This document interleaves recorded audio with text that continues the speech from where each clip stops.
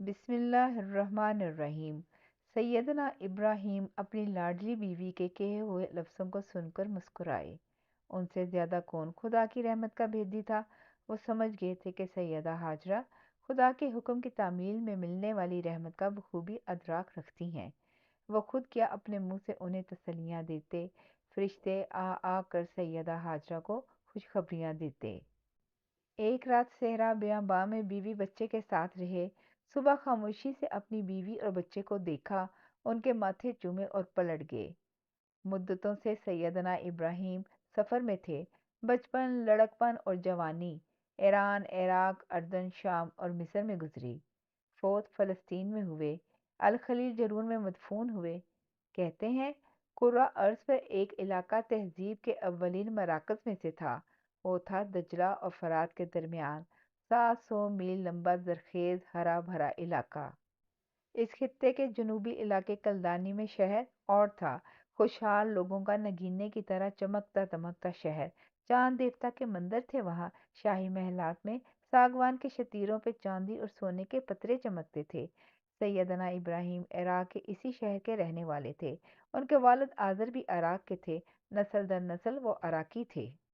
کوفہ کے مضافاتی بستی کوسی نسب بابل میں سیدنا کا زیادہ وقت گزرا۔ ایک بار ادھر قحط آ گیا۔ ان کا کنبہ ایک سال کے لیے عراق سے نکل کر ایران کے شہر ہرمز گرد گیا۔ وہاں سیدنا ابراہیم کی ولادت ہوئی۔ یہ 2100 کاف میم کے لگ بھگ کا واقعہ ہے۔ ان کے باپ نے سیدنا ابراہیم کا نام بھی اسی شہر کی نسبت سے ہرمز گرد ہی رکھ دیا۔ کبھی کبھی باپ کا رکھا نام تھوڑی قائم رہتا ہے۔ پیدا ہونے والے بچے کی نسبت میں تو خدا کا دوست اور انبیاء کا باپ ہونا لکھا تھا۔ ان کے بخت میں سیدنا ابراہیم کے نام سے قائم ہونا رقم تھا۔ ویسے ہی ہوا۔ قحط کے دن ختم ہو گئے۔ ان کا کنبہ عراق میں اپنے آبائی علاقے حران میں واپس آ گیا۔ بابل سلطنت تھی۔ بادشاہ نمرود کہلاتا تھا۔ بت پرستی کا رواج تھا۔ خود سیدنا ابراہیم کا والد نام کا طارق اور نسب کا آذر لکڑی کے بت بنا کے روزی کماتا تھا۔ بڑئی بت سلیقے سے بناتا۔ ایک زمانہ تھا کہ وہ بت بنا کے اپنے کم عمر بیٹے ابراہیم کو دیتا کہ بیچ کے آ۔ باپ کا حکم وہ نہ ٹالتے۔ سیدنا ابراہیم بت بیچنے خوانچہ سر پہ رکھ کے نکل جاتے۔ دل ایک اندیکھے خدا کو دیکھتا رہتا۔ بازار میں جا کے سیدنا آواز دیتے، ہے کوئی جو مجھ سے ایسی چیز خریدے جو نہ نفع دے نہ نقصان؟ سیدنا ابراہیم سے وہ بت تو نہ بکتے، اور نہ بکتے بتوں کا شہرہ بہت ہوتا۔ ان بتوں کی بادشاہ کے دربار تک رسائی تھی۔ بادشاہ سیدنا ابراہیم اور ان کے والد کو جانتا تھا، پہچانتا تھا۔ اچھے اچھے بت بنا کے لانے کی وجہ سے سیدنا ابراہیم کے والد کو بادشاہ سے انعامات بھی ملتے تھے۔ وہ ان انعامات کو پا کے اپنی خوش بختی کا گمان پالے بیٹھا تھا۔ اس کے خیال میں اس کا نصیب چمک رہا ہے۔ اسے تھوڑی یہ پتا تھا کہ نصیب کا چاند گھر کی خوشحالی میں نہیں چمکتا۔ انہیں یہ بھی خبر نہ تھی کہ رہتی دنیا تک ان کے خوش بخت بیٹے کا نام ان کی بت تراشی سے نہیں بلکہ بت پاشی سے مشہور ہونا تھا۔ وہ یہ بھی نہ جانتے تھے کہ جسے قائم رہنا ہو وہ خدا کے حکم سے قائم رہتا ہے، اور جو قائم کر دیا جاتا ہے اس کو قیامت تک درود و سلام بھیجا جاتا ہے۔ بڑے بڑے نصیبوں والے اکثر بد نصیب دور میں پیدا ہوا کرتے ہیں۔ وہ بھی ایسے ہی کم نصیب دن تھے۔ وہ ایک خدا کو نہ ماننے کا دور تھا۔ لوگ جس کی چمک دمک زیادہ دیکھتے اس کی پرستش شروع کر دیتے، جس سے انہیں خوف آتا۔ اس کے آگے ادب سے دوہرے ہو جاتے، جس سے فائدے کی توقع ہوتی اس کے آگے جھولی پھیلا دیتے۔ وہ مغالطوں میں زندہ رہنے کے دن تھے۔ وہ مغالطے اور وہ دن آج تک زندہ ہیں۔ سیدنا ابراہیم تھے تو بت بنانے والے کے بیٹے، مگر تھے ایک خدائے واحد کے پرستار۔ کسی کو سمجھ نہ آتی تھی کہ جو بات باپ نہیں بتاتا وہ بیٹا کیسے جان لیتا ہے، کیسے سیکھ جاتا ہے، کیسے کہہ دیتا ہے۔ بچپن ہی سے سیدنا ابراہیم کے دل و دماغ خدائے واحد کے الوہی نور سے بھیگے ہوئے تھے۔ کہنے کو یہ بھی کہا جاتا ہے کہ 15 برس تک اوائل عمری ان کے ایک غار میں گزری۔ ان کے والدین کو خوف تھا کہ بادشاہ وقت نمرود ان کے بیٹے کو قتل نہ کروا دے۔